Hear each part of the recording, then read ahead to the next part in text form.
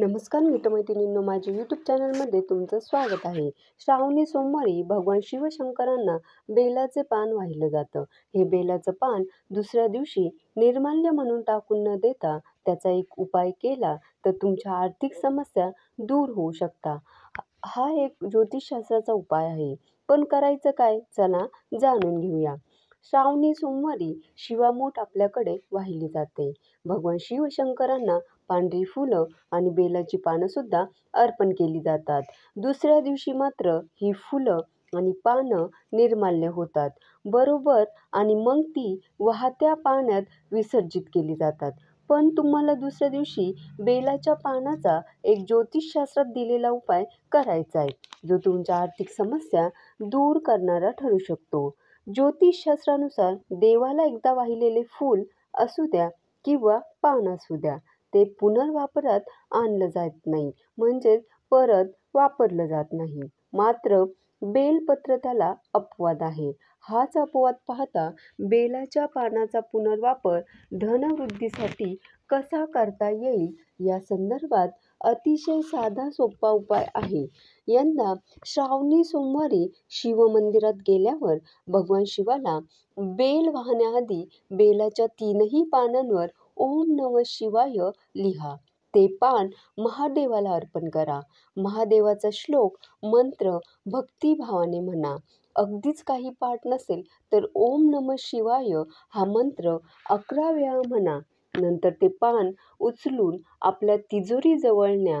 पुढच्या श्रावणापर्यंत तुम्हाला किती रक्कम कमवायची आहे तो आकडा मनात ठरवा आणि आपल्या इच्छेला महादेवांचा आशीर्वाद मिळावा म्हणून प्रार्थना करा. पण अवास्तव अपेक्षा ठेवू नका.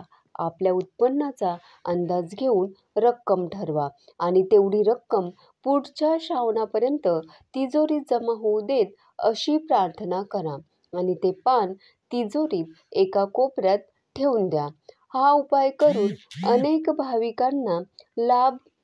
भाविकांनी लाभ घेतला असल्याचं ज्योतिषशास्त्रात नमूद केलंय. श्रावणानिमित्त तुम्हीही हा उपाय करून बघू शकता. बेलाचं पान ओळखणं अवघड नसतं. त्रिदल म्हणजेच मानवी भावनेतील सत्व, रज, तम यांचं प्रतीक आहे. हे त्रिदल भगवान शिवशंकरांना अर्पण करून शरणागती घ्यावी असं शास्त्र सांगतं. त्यानुसार बेलाच्या पानाशी संबंधित हा उपाय तुम्ही श्रावणी सोमवारी करू शकता. मंडळी, श्रावण महिना हा भगवान शिवशंकरांना समर्पित आहे. श्रावण महिन्यात शिव आराधना केली जाते. भगवान शिवशंकरांच्या कृपेने तुमच्या आर्थिक, शारीरिक, मानसिक समस्या दूर होऊ शकतात. त्यासाठी योग्य ज्योतिषशास्त्रीय उपाय माहीत असायला हवा. जसं की अचानक आलेलं संकट असेल, गड्डांतर असेल तर ते दूर करण्यासाठी सलग 3 सोमवार जागृत शिवमंदिरात जाऊन शिवपिंडावर पंचामृताचा अभिषेक मनोभावे करावा. जे कुठलं संकट असेल ते दूर होतं. श्रावणी सोमवारपासून या गोष्टीला सुरुवात केली तर अतिउत्तम. एखादं काम अडलं असेल तर ते लवकरात लवकर पूर्ण होण्यासाठी शिवस्तुती स्तोत्र रोज सलग 3 वेळा काम पूर्ण होईपर्यंत नियमित पठण करावं. संतान प्राप्ती किंवा संकट विमोचनासाठी 16 सोमवारचं व्रत सुद्धा करायला सांगितलं जातं, ज्याची सुरुवात श्रावणी सोमवारपासूनच केली जाते. शिव उपासनेत दानाला सुद्धा अतिशय महत्त्व आहे. आपण सत्पात्री दान केल्यास भगवान शिवशंकर आपल्या उपासनेचं त्वरित फळ देतात. श्रावणी सोमवारी शिवामुठीची पूजा केली जाते. त्याचा सुद्धा हाच उद्देश असतो.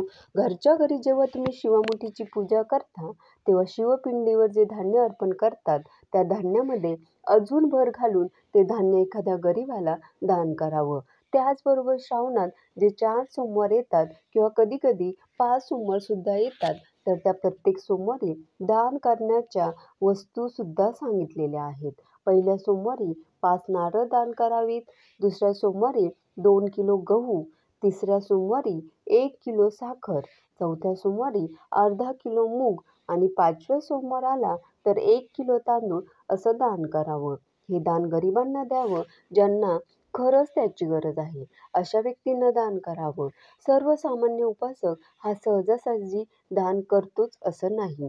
त्यामुळे शिव उपासना आणि भक्तीचं माध्यम समोर ठेवलं की शिवसाधक दान करण्यासाठी पुढे सरसावतो.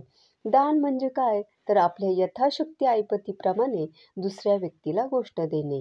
हिंदू धर्मात दानाला अतिशय पुण्यप्रद मानलं गेलंय. शिवभक्तांनी यथाशक्ती दानधर्म करून पुण्य कमवावे. मंडळी, तुम्ही सुद्धा श्रावणी सोमवारी तुमच्या ऐपतीप्रमाणे दानधर्म करा. त्याचबरोबर आता सांगितलेल्या उपायांपैकी एखादा उपाय नक्की करून बघा. भक्तिभावानं केलेले उपाय परिणाम दाखवतो. हे उपाय करत असताना आपणही काही गोष्टींचं पालन करायला हवं. आपल्या उपासनेला फळ यावं असं वाटत असेल तर आपण सुद्धा सात्विक आहार घ्यावा. त्याचबरोबर कुणालाही फसवू नये, खोटं बोलू नये, कोणाबद्दलही राग, द्वेष मनात ठेवू नये. या गोष्टीमुळे साधना लवकर फळते, लवकर त्याचा सकारात्मक परिणाम आपल्या जीवनात दिसतो. ओम नमः शिवाय. धन्यवाद.